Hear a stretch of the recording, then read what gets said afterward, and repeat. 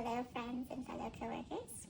I am making a video to show you how to backfill a bladder during a C-section if one of the providers is concerned that there might be bladder involvement or injury during the case. So I'm just going to show you a quick little tutorial on the equipment that you need to gather and how to go about doing that procedure. This is our patient today, looking quite classy. And this is the equipment that you will need to have with you.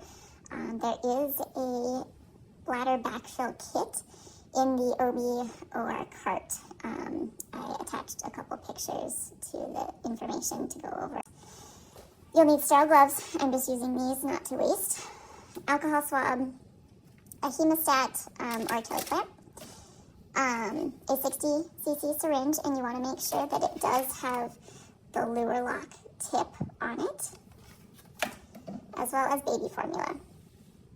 There is the option to use methylene blue. I don't even know if we have that available to us, so infant formula works. It is sterile and still provides the amount of discoloration to the field.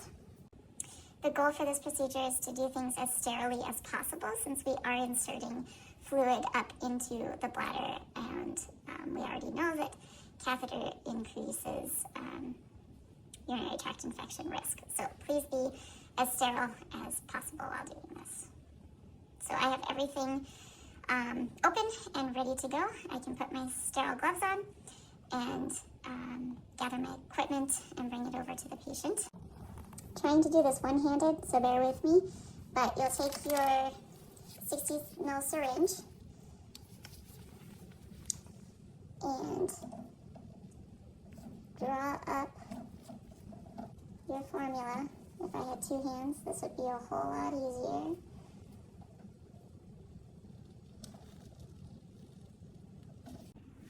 So my goal is to make this video as lifelike as possible. This is the position that you'll be in, next to the bed, probably close to or under a drape, next to a provider. So you're going to want to clean off that lure lock. You are not going to use this port. You'll be using this port here. Make sure to clean it off really well with alcohol. And then you'll attach your syringe to this port. And then clamp your Foley tubing to make sure that all of the formula fluid is going to go up into the patient rather than down into the catheter. And then you will start to push the fluid and the formula into the bladder.